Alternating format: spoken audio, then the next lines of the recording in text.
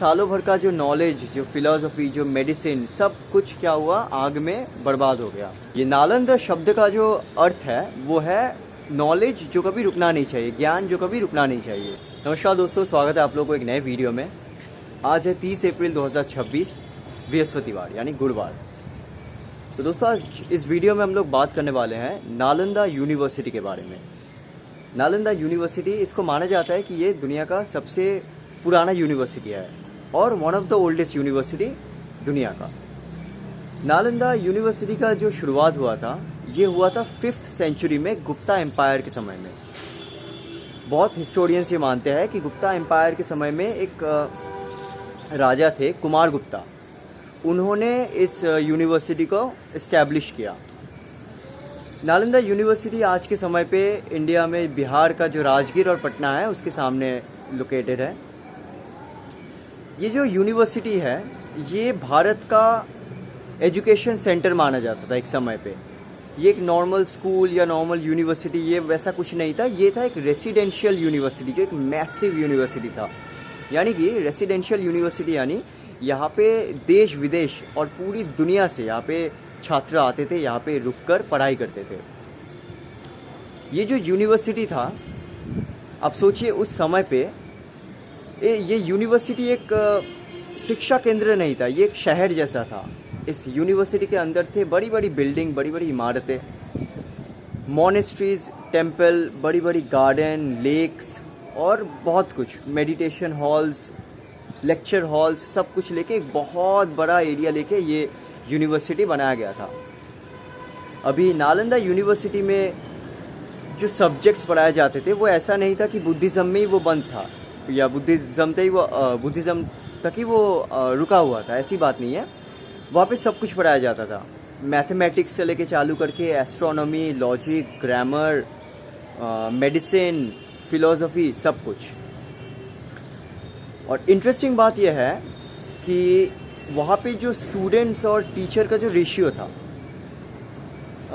ये जो नालंदा यूनिवर्सिटी में स्टूडेंट्स थे वो थे लगभग 10,000 और टीचर्स थे 2,000। यानी कि रेशियो कुछ ऐसा था, या ऐसे आप हम लोग मान सकते हैं कि हर एक टीचर 4 से 5 स्टूडेंट्स को पढ़ाते थे। तो ये आज के यूनिवर्सिटीज़, आज के एजुकेशन सिस्टम से बहुत डिफरेंट था और बहुत बेटर था। अभी नालंदा यूनिवर्सिटी में जो इंटरेस्टिंग चीज़ था वो था वहाँ का लाइब्रेरी, जिसको धर्मगंज कहा जाता था। नालंदा यूनिवर्सिटी में उनका जो लाइब्रेरी था वो 3 सेक्शन में या 3 भागों में उसको डिवाइड करके रखा गया था। एक था रत्न सागर, एक था रत्नोदधि और एक था रत्नरंजका। तो ये नालंदा शब्द का जो अर्थ है वो है नॉलेज जो कभी रुकना नहीं चाहिए, ज्ञान जो कभी रुकना नहीं चाहिए, एंडलेस गिविंग ऑफ नॉलेज जिसे हम कहते हैं। तो नालंदा यूनिवर्सिटी में जैसे कि आपको बताया कि लाइब्रेरी यानी धर्मगंज वहाँ का सबसे इंटरेस्टिंग चीज़ है। और माना जाता है कि वहाँ पे लाइब्रेरी में कुछ ऐसे भी बिल्डिंग्स थी जो कि 9 स्टोरी तक की थी और लगभग 9 मिलियन यानी 90 लाख से भी ज़्यादा किताबें उस लाइब्रेरी के अंदर थे। अभी नालंदा यूनिवर्सिटी का और एक इंटरेस्टिंग पार्ट है कि उस यूनिवर्सिटी में एंट्री के लिए जो परीक्षा लिया जाता था वो आजकल के कॉम्पिटिटिव एग्जाम्स के बराबर है।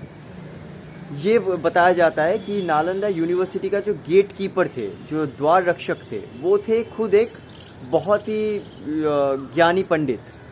और जब कोई छात्र वहाँ पे एंट्री करता था उसके पहले गेट में उनका एक ओरल टेस्ट होता था, जिस ओरल टेस्ट में लगभग 90% छात्र को वापस जाना पड़ता था। बस 10% जो छात्र थे वो उस यूनिवर्सिटी के अंदर दाखिल कर सकते थे। तो जैसे कि आप लोगों को शुरुआत में बताया कि पूरे विश्व भर से यहाँ पे स्टूडेंट्स आते थे, छात्र आते थे पढ़ने के लिए। तो वैसे ही एक चाइनीज़ ट्रैवलर थे जुआनजैंग, जो कि लगभग 7वीं सेंचुरी में नालंदा यूनिवर्सिटी में पढ़ाई करने के लिए आए और यहाँ पे सालों रुके। उसके बाद जब उन्होंने यहाँ से अपने देश वापस गया यानी चाइना वापस गया, तो वहाँ पे वो अपने भाषा में नालंदा यूनिवर्सिटी के बारे में बहुत कुछ डिस्क्राइब किए, बहुत कुछ लिखे, जिस कारण से आज हमें नालंदा यूनिवर्सिटी के बारे में इतना कुछ पता है। ये यूनिवर्सिटी का जो गोल्डन एज था वो था 7वीं सेंचुरी। 7वीं सेंचुरी में यूरोप या बाहर के देशों से भी ज़्यादा एडवांस स्टडीज़ करने के लिए लोग भारत में आते थे। यहाँ पे एजुकेशन, यहाँ पे रहना खाना सब कुछ नालंदा यूनिवर्सिटी के अंदर फ्री में प्रोवाइड किया जाता था। टीचर्स जो पढ़ाते थे वो फ्री में पढ़ाते थे, उसके साथ रहना खाना सब कुछ फ्री था। पर इसके बाद कुछ ऐसा हुआ जो कि नालंदा यूनिवर्सिटी को पूरी बदल दिया। लगभग 700 साल तक इस यूनिवर्सिटी में पढ़ाई कंटिन्यू हुआ, पर उसके बाद जाके जो चीज़ हुआ वो नालंदा यूनिवर्सिटी का पूरा इतिहास बदल दिया। 12th सेंचुरी के आसपास जाके इंडिया में political instability, north east India में जो पॉलिटिकल इंस्टेबिलिटी थी वो बढ़ने लगा। टर्किश इन्वेजन बढ़ने लगा और उसी टर्किश आर्मी में से एक कमांडर थे जिसका नाम था बख्तियार खिलजी। बख्तियार खिलजी ने क्या किया, बंगाल और बिहार पे उन्होंने अपना साम्राज्य बढ़ाने के लिए अटैक करना चालू किया। माना जाता है कि 1193 यानी कि 1193 में नालंदा यूनिवर्सिटी के ऊपर अटैक किया गया। अभी हैरान कर देने वाली बात यह है कि नालंदा यूनिवर्सिटी में कोई मिलिट्री फोर्ट नहीं था, क्योंकि वो थे मॉन्क्स, टीचर्स, स्टूडेंट्स, इन लोगों का जगह। तो जब वो वहाँ पे उन्होंने अटैक किया तो उन्होंने वहाँ पे सब कुछ बर्बाद कर दिया। बिल्डिंग्स पूरा नष्ट कर दिए, बिल्डिंग्स जो थे वो पूरा डिस्ट्रॉय कर दिए उन्होंने। मॉन्क्स को, टीचर्स को, स्टूडेंट्स को, सब लोगों को मार दिया गया। और सबसे इम्पॉर्टेंट और सबसे जो ट्रैजिक जो बात थी वो थी वहाँ की जो लाइब्रेरी थी, उसको भी डिस्ट्रॉय किया गया है। अभी सोचिए, वहाँ पे लाइब्रेरी में 90 लाख के आसपास किताबें थी, mathematics, grammar, logic, philosophy, astronomy, medicine, सब कुछ, जिसको जला दिया गया। और ये जो लाइब्रेरी, ये एक दिन, एक हफ्ते या एक महीने नहीं, ये लगभग 3 महीने तक ये जलता रहा। जो हैंड रिटन मैन्युस्क्रिप्ट्स थी वो सब कुछ बर्बाद हो गया। तो इससे क्या हुआ, सालों भर का जो नॉलेज, जो फिलोसफी, जो मेडिसिन, सब कुछ क्या हुआ, आग में बर्बाद हो गया। नालंदा यूनिवर्सिटी का ये जो लॉस था, इसे हिस्टोरियंस कहते हैं one of the greatest intellectual losses in history. अभी सवाल ये आता है कि नालंदा यूनिवर्सिटी को क्यों अटैक किया गया था। देखिए, बहुतों का मानना है कि नालंदा यूनिवर्सिटी को अटैक किया गया था, ये एक मिलिट्री कॉन्क्वेस्ट था। और बहुतों का मानना ये भी है कि नालंदा यूनिवर्सिटी जो था वो था एक बुद्धिज़्म का इन्फ्लुएंस यूनिवर्सिटी। तो बुद्धिज़्म को ख़त्म करने के लिए वहाँ पे अटैक किया गया। ये बहुत हिस्टोरियंस बहुत अलग कुछ मानते हैं, इसको लेके बहुत सारी डिबेट्स भी है। नालंदा यूनिवर्सिटी जब डिस्ट्रॉय हुआ, उसके बाद धीरे धीरे क्या हुआ, बुद्धिज़्म का जो इन्फ्लुएंस है वो इंडिया में ख़त्म होने लगा या बहुत ही कम हो गया।